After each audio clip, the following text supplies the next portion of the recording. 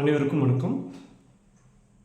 TRP PG தேர்வு எழுத தயாராகும் மாணவர்களுக்கும் டிஆர்பி பிஜி தேர்வு எழுத விரும்பும் மாணவர்களுக்கும் இந்த பதிவு. டிஆர்பி பிஜி பொறுத்த வரைக்கும் நமக்கு 2-3 ஆண்டுகளாக கால்ஃபர் வரல. ஆனால் ஒவ்வொரு டைமும் இந்த ஆண்டுக்கான வேக்கண்ட்டு அப்படின்றத டிஆர்பி போட்டுட்டு இருந்தது லாஸ்ட் இயர் வரைக்கும். ஆனால் 2025 ஆண்டுக்கான வேக்கண்ட் இன்னும் அறிவிக்கலை. பட் இந்த ஆண்டு வருமா அப்படின்றது பெரும்பாலான மாணவர்களுடைய எதிர்பார்ப்பு. ஏன்னா டிஆர்பி பொறுத்த வரைக்கும் வெரி ஃபாஸ்ட்டாக சரியான மூவ் இல்லை அப்படின்றது எல்லாருக்கும் ஒரு வருத்தங்கள் இருந்தாலும், இந்த ஆண்டு கால்ஃபர் வருமா அப்படின்றது கேள்விக்கு என்ன பதில் அப்படின்றது தான் நம்ம இந்த பதில் பார்க்குறோம்.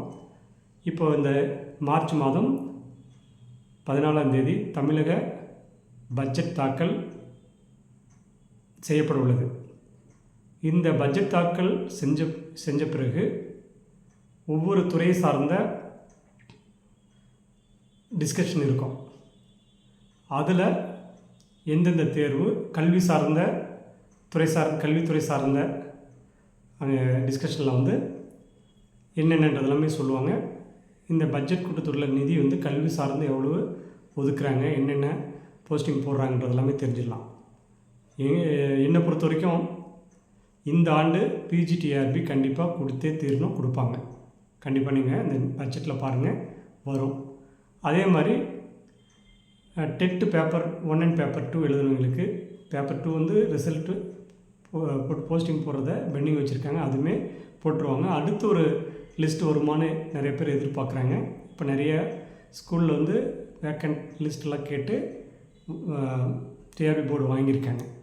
ஸோ அதனால் என்ன இப்போ இந்த 2025க்கான கால்ஃபர் விடுவாங்களா டெட் பேப்பர் 1 பேப்பர் 2 முடித்தவர்கள் பார்த்திங்கன்னா, ஏற்கனவே நடந்த எக்ஸாம்லேயே இருக்கிற பெண்டிங் வேக்கண்ட்டை போட்டு இந்த டைமை முடிச்சிடுவாங்க, அடுத்த லிஸ்ட் போட்டுருவாங்க அப்படின்றத எங்களுடைய எதிர்பார்ப்பு. இந்த மாதிரிலாம் இருக்குன்ற ஒரு கணிப்பு. அந்த மாதிரி பட்ஜெட்டில் இந்த நிதி ஒதுக்கி இந்த 2வது லிஸ்ட் ஆனது போடுவாங்க. அந்த பெண்டிங் ஏற்கனவே இந்த கேஸ் எல்லாமே ஹைகோர்ட்டில் சுப்ரீம் கோர்ட்டில் இவங்க ஃபைனல் ஆகிறதுக்கு என்ன செய்யணுமோ அதை செஞ்சுருக்காங்கன்ற தகவல் இருக்குது. அதனால் இந்த 2025 அனைத்து விதமான மாணவர்களுக்கு பெண்டிங்கில் இருக்கிற அத்தனை போஸ்டிங் போட்டுருவாங்க.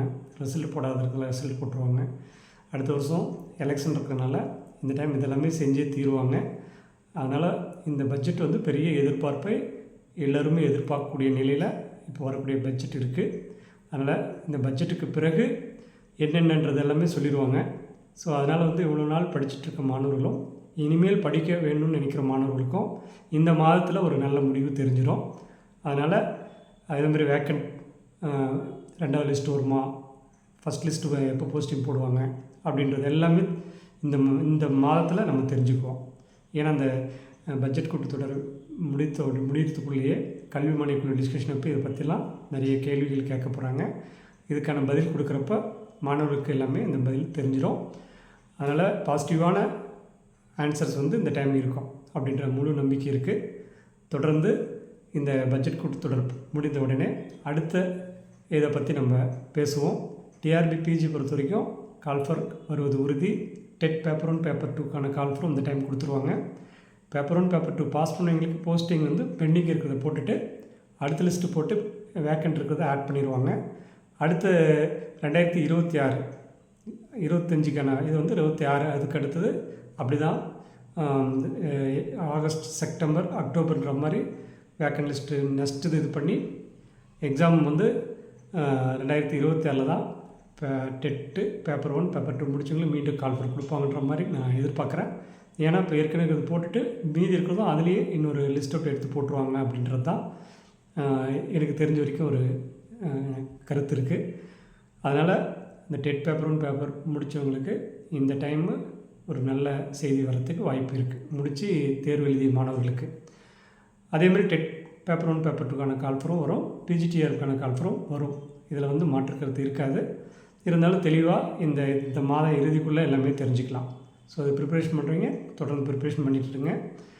அதே மாதிரி நான் ஏற்கனவே பல டைம் சொல்லியிருப்போம், இந்த போட்டித் தேர்வு பொறுத்த வரைக்கும் டிஎன்பிஎஸ்சி குரூப் 1, குரூப் 2, குரூப் 4 வந்து தொடர்ந்து இவங்க கரெக்டாக போட்டுட்ருக்காங்க.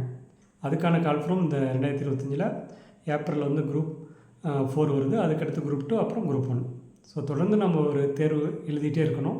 வெற்றி பெற்று போஸ்டிங் வர வரைக்கும் நாம் வந்து காத்துட்டு இல்லாமல் ஏதாவது ஒரு போட்டித் தேர்வில் எழுதி வெற்றி அடைஞ்சு உள்ளே என்ட்ராகணுன்ற எண்ணத்தோட மற்றவர்கள்லாம் படிங்க.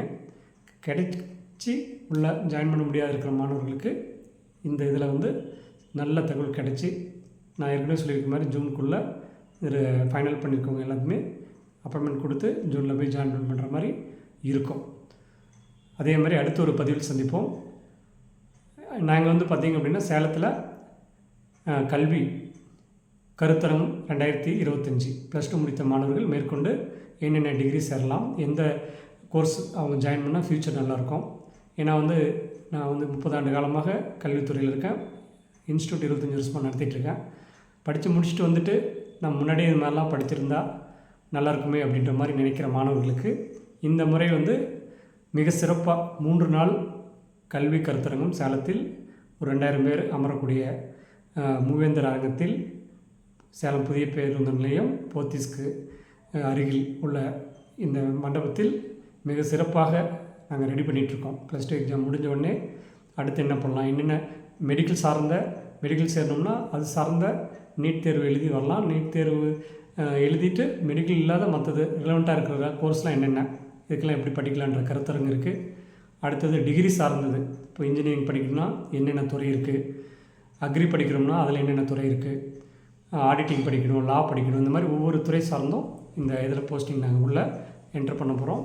தொடர்ந்து நீங்கள் தெரிஞ்சவங்களுக்கு ரெஃபர் பண்ணுங்கள். இந்த கருத்தரங்கத்தில் வந்து கலந்து மார்ச் 29, 30, 31 கலந்து, அதே மாதிரி ஐஏஎஸ், நீங்களும் ஐஏஎஸ் ஆகலாம், பல்வேறு போட்டித் தேர்வுகள் பற்றிய கருத்தரங்கம், இந்த மாதிரி 3 நாள் மிக சிறப்பான 20,000க்கும் மேற்பட்ட மாணவர்கள் பங்கு பெறும் அளவில் காலையில் 10 to 1, 2 to 5, 6 to 9 3 நிகழ்வு, 3 நாளைக்கு 9 நிகழ்வு நாங்கள் ஃபிக்ஸ் பண்ணியிருக்கோம்.